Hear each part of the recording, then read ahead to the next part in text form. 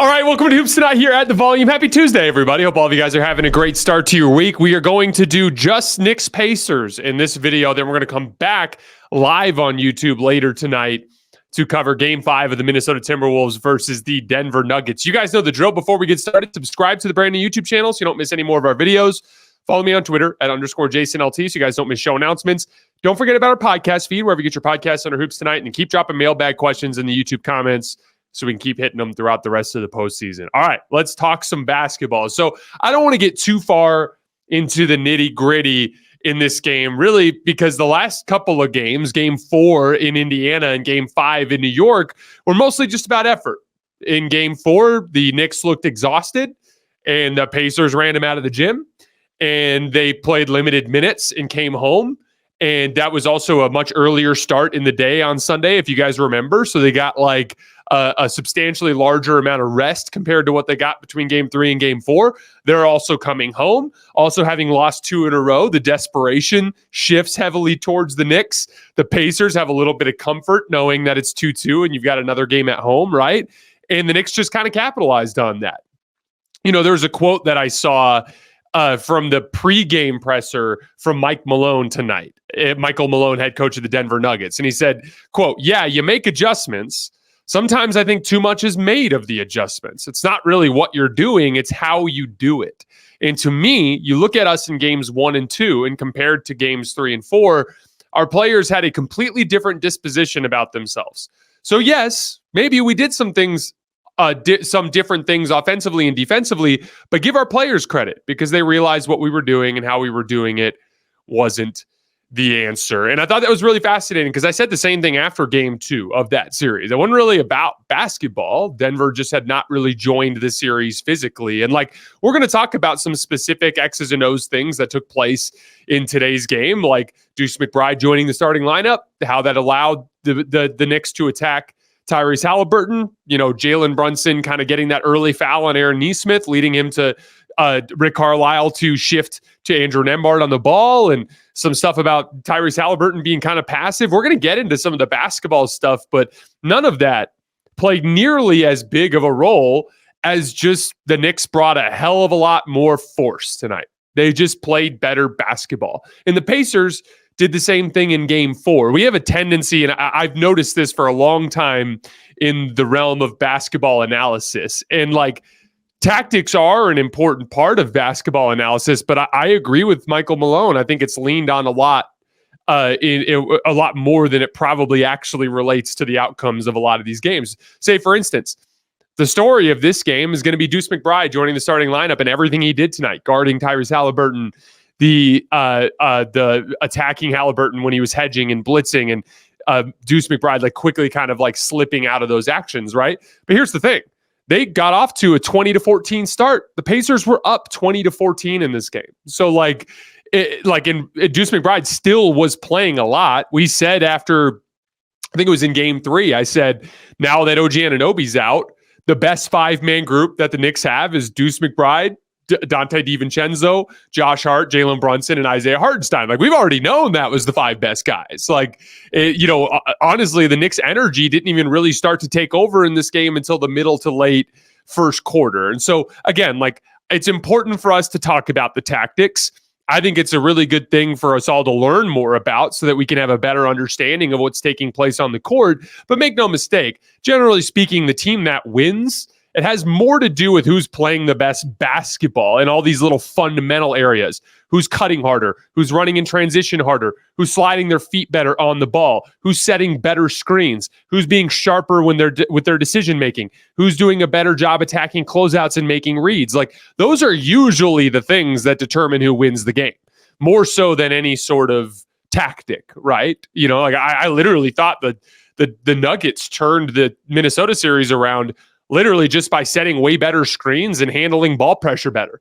I thought those were the two things that helped Jamal Murray break free more often, which allowed Denver's offense to function in a way it wasn't functioning in the first 2 games of the series. And so, again, I think like these last 2 games have been a good example of that. Do you think Indiana had a magic adjustment in Game 4? Do you think the Knicks had a magic adjustment here in Game 5? No. The Pacers played better basketball in Game 4.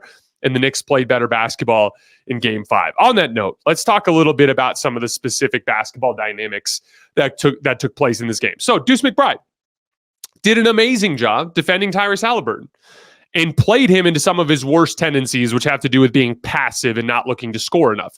We'll talk a little bit more about that in a little bit when we get to the Pacers. The big thing that Deuce McBride was helping with was he was being guarded by Tyrese Haliburton. And there's two things that you absolutely have to be able to do when you're being guarded by a player who that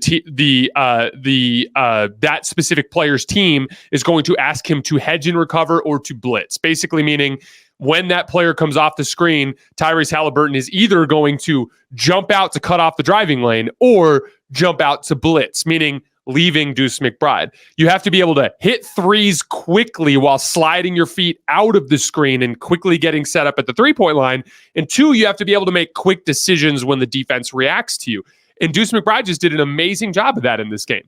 Hitting those threes on the pick and pop, out of the hedge and recover in the blitz, and then also when the rotation would come to him, making that next pass in the line to the next shooter that might be open. He just did an incredible job, and it gave Jalen Brunson an action that he could spam to consistently generate quality shots for the Knicks tonight. Jalen Brunson was amazing again. Another 40-plus point night, was just cooking in ISO all night long. You could tell that additional rest really helped him. He just had more lift than he did in Game 4.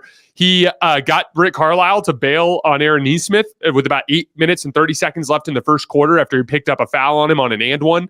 The Pacers were up 12-9 at that point, and Brunson had only made one field goal. But I guess that Rick Carlisle was mainly just thinking, let's try to avoid picking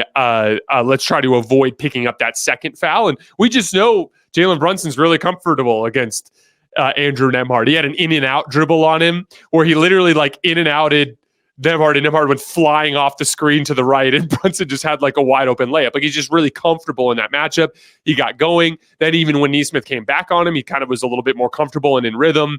Like I talked about before, he was really picking on Tyrese Haliburton in screens. By the way, I have 4 clips of film I'm going to show you guys at the end of the show to kind of demonstrate some of the specifics with Deuce McBride, kind of making Tyrese Haliburton pay for his hedges and his blitzes. Tyrese Haliburton's passivity. So every archetype of basketball player, in my opinion, has a weakness, right? There's pros and cons that come to every personality type. It's no different than I'm a pretty OCD guy, right? But at the same time, my obsessive focus on stuff makes it so that I can be sometimes oblivious to things that are happening around me, right? I have a certain way that I organize. A simple thing. My wife had to borrow my truck to go to Lowe's the other day, and I took my basketball bag out of that truck to take her car instead. Then when I went back into my truck, I didn't take my basketball bag with me. So the last 2 times I went to the gym early, because I always go to the gym early to do my shooting workout before I play, I didn't have my basketball bag, and I was super frustrated. But it's because I'm such a creature of habit that anytime anything kind of disrupts my rhythm, my whole life tends to fall apart. You know what I mean?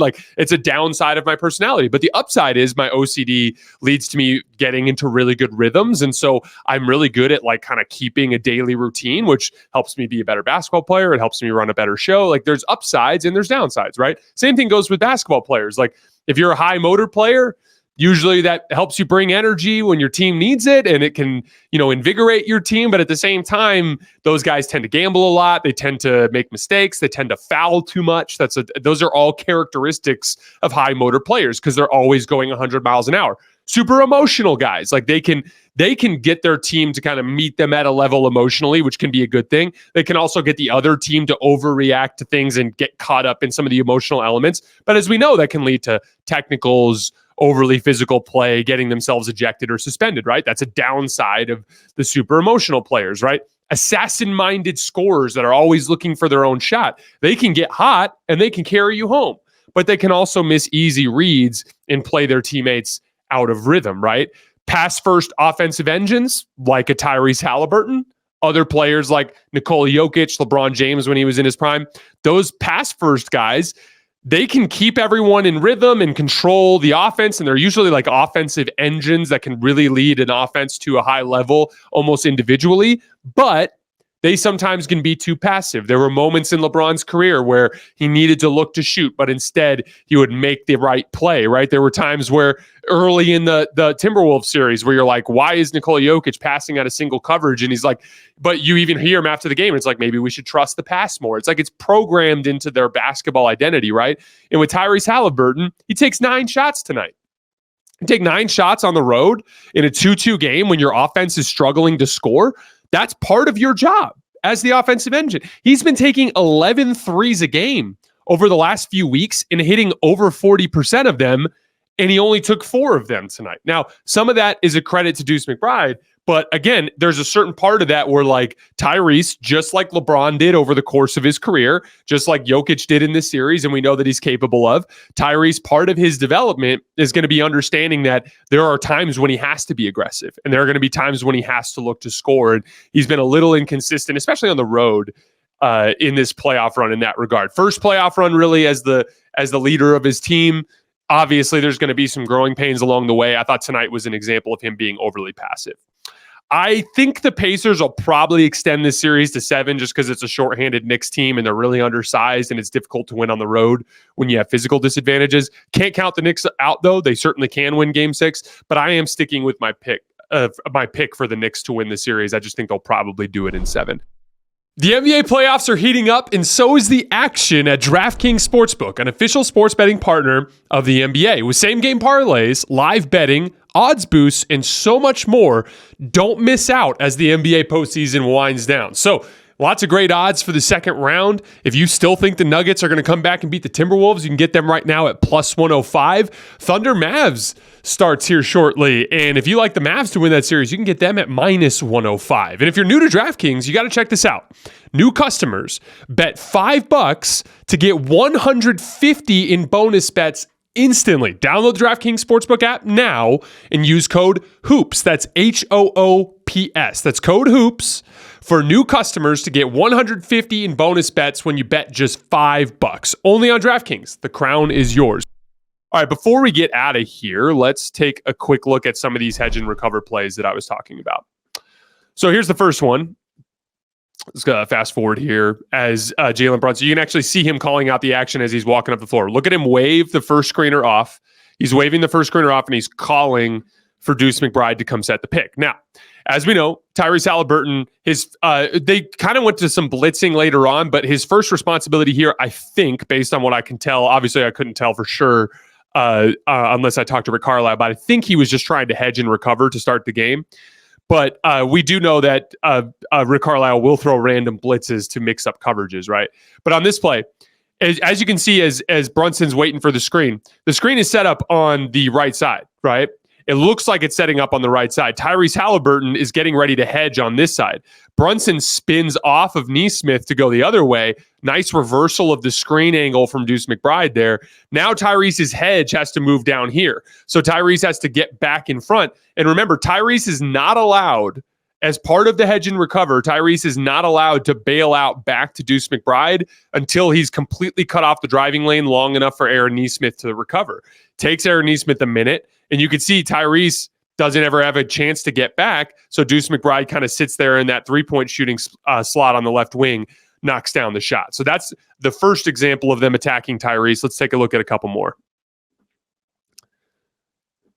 All right, same sort of thing here. This one comes out of a replay, so we don't get the actual full setup. But as you can see, Tyrese this time is in a full blitz. So this time he's not just trying to cut off the driving lane. They are full-on double-teaming the ball, right?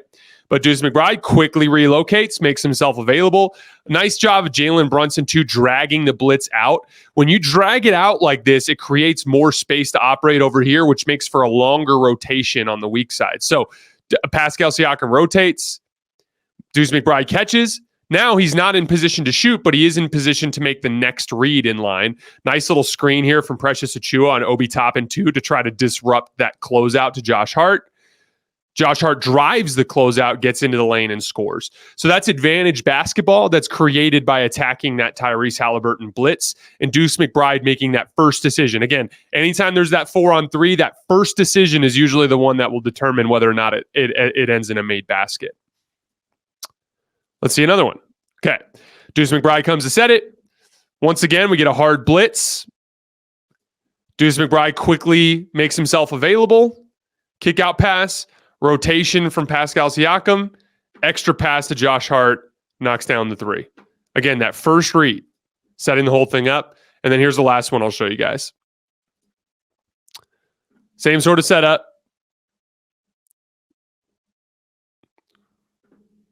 We're going to get our Deuce McBride screen this time on the left side.